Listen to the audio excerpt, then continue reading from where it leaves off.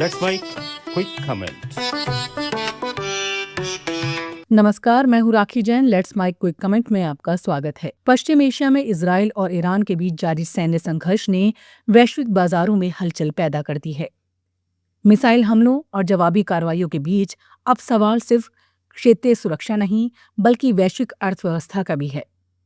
भारत जैसे देश जो ऊर्जा आयात पर निर्भर हैं, स्वाभाविक रूप से चिंतित हैं। क्या तेल महंगा होगा? क्या सोना फिर नई ऊंचाइयों पर जाएगा? सबसे पहले बात कच्चे तेल की। पश्चिम एशिया वैश्विक तेल आपूर्ति का केंद्र है। ईरान खुद एक प्रमुख तेल उत्पादक देश है और इस क्षेत्र से होकर गुजरने वाला होर्मुज दुनिया के तेल व्यापार का अहम मार्ग है। यदि ये संघर्ष आपूर्ति श्रृंखला को प्रभावित करता है या समुद्री मार्गों पर खतरा बढ़ता है, तो अंतर्राष्ट्रीय बाजार में कच्चे तेल की कीमतों में तेज उछाल आ सकता है। भारत अपनी जरूरत का लगभग 85% कच्चा तेल आयात करता है, यानी अंतर्राष्ट्रीय कीमतों में हर बढ़ोतरी का सीधा असर भारत के आयात बिल पर पड़ता है। यदि ब्रेंट क्रूड में 5 से $15 प्रति बैरल की तेजी आती है, तो इसका असर तेल विपणन कंपनियों की लागत पर पड़ेगा। लंबे समय तक कीमतें ऊंची रहीं तो पेट्रोल और डीजल के खुदरा दामों में बढ़ोतरी की संभावना से इनकार नहीं किया जा सकता। हालांकि ये भी समझना जरूरी है कि भारत में ईंधन की कीमतें केवल कच्चे तेल पर निर्भर नहीं होती। उन पर केंद्र और राज्य सरकारों के कर, रिफाइनिंग लागत और विपणन मार्जिन भी असर डालते हैं। कई बार सरकारें टैक्स में कटौती कर अंतर्राष्ट्रीय झटकों को संतुलित करने की कोशिश करती हैं। लेकिन अगर संकट लंबा चला तो सरकार के लिए संतुलन बनाए रखना कठिन हो सकता है। तेल महंगा होने का असर सिर्फ पेट्रोल तक सीमित नहीं रहता। इससे परिवहन लागत बढ़ती है, जिसका असर खाद्य पदार्थों और रोजमर्रा की वस्तुओं की कीमतों पर पड़ सकता है। यानी महंगाई का दबाव बढ़ सकता है। चालू खाते का घाटा भी बढ़ सकता है, क्योंकि ज्यादा डॉलर में तेल आयात करना पड़ेगा। इससे रुपए पर दबाव बढ़ सकता है और कमजोर रुपया आयात को और महंगा बना देता है। अब बात सोने की। जब भी वैश्विक स्तर पर अनिश्चितता और युद्ध जैसी स्थिति बनती है, निवेशक सुरक्षित निवेश की ओर रुख करते हैं। सोना पारंपरिक रूप से सेफ हेवन माना जाता है। शेयर बाजारों में गिरावट या अस्थिरता के बीच सोने की मांग बढ़ जाती है। यदि ये सैन्य संघर्ष लंबा खिंचता है, तो अंतर्राष्ट्रीय बाजार में सोने की कीमतों में तेजी आ सकती है।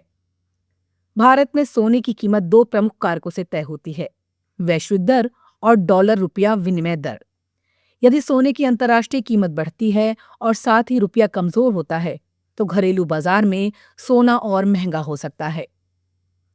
त्योहारों और शादियों के मौसम में भारत में सोने की मांग पारंपरिक रूप से अधिक रहती है। ऐसे में कीमतों में तेजी आम परिवारों के बजट पर असर डाल सकती है। निवेश के नजरिए से भी लोग अस्थिरता के समय सोने की ओर झुकते हैं, जिससे कीमतों पर और दबाव बन सकता है। हालांकि हर संकट का असर समान नहीं होता। कई बार शुरुआती घबराहट के बाद बाजार स्थिर हो जाते हैं, खासकर यदि तेल आपूर्ति वास्तविक रूप से बाधित नहीं होती। बड़े तेल उत्पादक देश उत्पादन बढ़ाकर कमी पूरी करने की कोशिश कर सकते हैं। अंतर्राष्ट्रीय कूटनीति भी स्थिति को सीमित रखने में भूमिका निभा सकती है। भारत ने पिछले कुछ वर्षों में अपने तेल आयात स्रोतों में विविधता लाई है। रूस, अमेरिका और अन्य देशों से भी खरीद की जाती है, जिससे जोखिम कुछ हद तक बढ़ जाता है। फिर भी पश्चिम एशिया की अस्थिरता का असर पूरी तरह टाला नहीं जा सकता। सरकार और रिजर्व बैंक के सामने चुनौती ये होगी कि महंगाई और आर्थिक स्थिरता के बीच संतुलन बनाए रखा जाए। यदि महंगाई बढ़ती है तो मौद्रिक नीति पर भी असर पड़ सकता है। शेयर बाजारों में भी उतार चढ़ाव बढ़ सकता है, खासकर ऊर्जा और आयात निर्भर क्षेत्रों में। फिलहाल स्थिति गतिशील है। संघर्ष की तीव्रता, उसकी अवधि और वैश्विक प्रतिक्रिया, इन सभी पर आगे की दिशा निर्भर करेगी। तो इजराइल और ईरान के बीच जारी सैन्य संघर्ष का असर सीमाओं से बहुत आगे तक जा सकता है। भारत में तेल और सोने की कीमतों पर दबाव बन सकता है, लेकिन अंतिम तस्वीर इस बात पर निर्भर करेगी कि यह संघर्ष कितना लंबा और व्यापक होता है। लेट्स माइक क्विक कमेंट में फिलहाल इतना ही। देखते रहिए, सुनते रहिए लेट्स माइक। नमस्कार। आप सुन रहे थे let's mic more than radio. Follow कीजिए हमें हमारे सोशल मीडिया प्लेटफॉर्म्स पर।